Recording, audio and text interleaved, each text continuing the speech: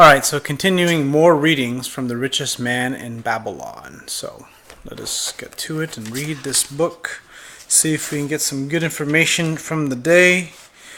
As for study, did not our wise teacher teach us that learning was of two kinds, the one kind being the things we learn and knew, and the other being in training that taught us how to find out what we did not know. Therefore did I decide to find out how one might acquire wealth. And when I had found out to make this my task and do it well, for is it not wise that we should enjoy while we dwell in the brightness of the sunshine? For the sorrows shall descend upon us when we depart for the darkness of the world of the Spirit. I found empowerment as a scribe in the hall of records, and long hours each day I labored upon the clay tablets. Week after week and month after month I labored, yet for my earnings I had sought not to show food and clothing and penance to the gods, the other things of which I could remember not what absorbed all my earnings, but my determination did not leave me. And one day Algamish, the moneylender, came to the house of the city master and ordered a copy of the 9th law. And he said to me, I must have this in 2 days, and if the task is done by that time, 2 coppers will I give to thee. So I labored hard, but the law was long, and when Algamish returned, the task was unfinished. He was angry, and had I been his slave, he would have beaten me. But knowing the city master would not permit him to injure me, I was unafraid. So I said to him, Algamish, you are a very rich man. Tell me how I may also become rich. And all night I will carve upon the clay, and when the sun rises it shall be completed. He smiled at me and replied, You are a forward connive, but we will call it a bargain.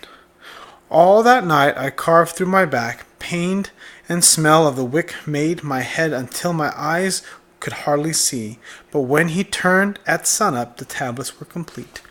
Now, tell me what you promised.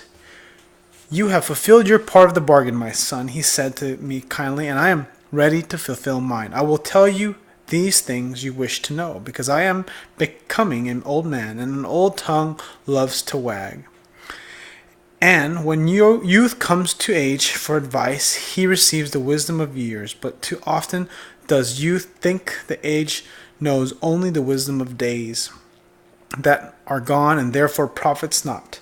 But remember this, the sun that shines today is the sun that shone when thy father was born, and will still the shining when thy last child shall pass into the darkness. The thoughts of youth, he continued, are bright lights that shine forth like the meteors that oft make brilliant the sky, but the wisdom of the age is like the fixed stars that shine so unchanged that the sailor may depend upon them to steer his course. Mark you well my words, for if you do not, you will fail to grasp the truth that I will tell you, and you will think that your night's work has been in vain. Then he looked at me shrewdly from under his shaggy brows and said in a low, forceful voice, I found the road to wealth when I decided that a part of all I earned was mine to keep, and so will you. When he continued to look at me with a glance that I could feel pierce me, but said no more, Is that all? I asked. That was sufficient to change the heart of a sheep herder into the heart of a moneylender, he replied. But all I earn is mine to keep, is it not? I demanded. Far from it, he replied. Do you not pay the garment maker? Do you not pay the sandal maker? Do you not pay for the things you eat? Can you live in Babylon without spending? What have you to show for your earnings of the past month? What for the past year? Fool! You pay to everyone but yourself. Dullard, you labor for others, as well be a slave and work for what your masters give you to eat and wear. If you did keep for yourself 1/10 of all you earn, how much would you have in 10 years? My knowledge of numbers did not forsake me, and I answered as much as I earn in 1 year. You speak but half the truth, he retorted. Every gold piece you save is a slave to work for you. Every copper it earns is its child that also can earn for you. If you would become wealthy, then you save must earn it. Its children must earn it, and that all may help to give you the abundance you crave. You think I cheat you for your long night's work, he continued, but I am paying you thousands times over if you have the intelligence to grasp the truth I offer to you. A part of all you earn is yours to keep. It should be not less than a tenth, no matter how little you earn. It may be as much more as you can afford. Pay yourself first. Do not buy the clothes maker and the sandal maker more than you can pay out of the rest and still have enough for food and charity and penance to the gods. Wealth, like a tree, grows from a tiny seed. The first copper you save is the seed from which your tree of wealth shall grow. The sooner you plant the seed, the sooner shall the tree grow. And the more faithfully you nourish and water the tree with consistent savings, the sooner may you bask in the contentment beneath its shade. So saying, he took his tablets and went away. I thought much about what he had said to me, and it seemed reasonable, so I decided that I would try it. Each time I was paid, I took one from each 10 pieces of copper and hid it away. And as strange as it may seem, I was no shorter of funds than before. I noticed little difference as I managed to get along without it, but often I was tempted as my hoard began to grow to spend it for some of the goods things merchants displayed brought by camels and ships from the lands of the Phocians, but I wisely refrained. Kind of interesting because I laughed because even though he was saving 1/10 of everything he earned, it didn't seem like he had less money. A 12-month after Algamish had gone, he again returned and said to me, "Son, have you paid yourself not less than 1/10 of all you have earned for the past year?" I answered proudly, "Yes, master, I have." "That is good," he answered, beaming upon me. "What have you done with it?"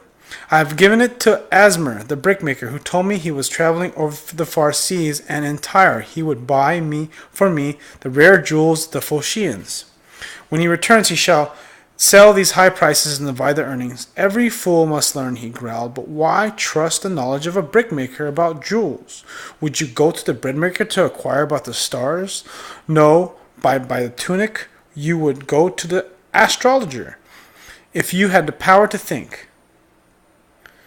Your savings are gone, youth. You have jerked your wealth tree up by the roots. But plant another, try again, and next time if you have advice about jewels, go to the jewel merchant. If you would know the truth about sheep, go to the herdsman. Advice is one thing that is freely given away, but watch that you take only what is worth having. He who takes advice about his savings from one who is inexperienced in such matters shall pay with his savings for proving the falsity of his opinion." Saying this, he went away. And was it as he said, for the Phocians are scoundrels, and sold to Asmir's worthless bits of glass that look like gems. But as Algamish had bid me, I again saved each 10th copper, for I now had formed the habit, and it was no longer difficult. Again, 12 months later, Algamish came to the room of the scribes and addressed me. "What progress have you made since the last I saw you?" "I have paid myself faithfully," I replied, "and my savings I have entrusted to Agur, the shield maker, to buy bronze, and each 4th month he does pay me the rental." "That is good. And what do you do with the rental?" "I have a great feast with the honey and fine wine and spiced cake.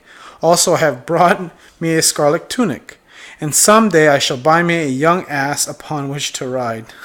Of course, that is a you can interpret it however you see fit.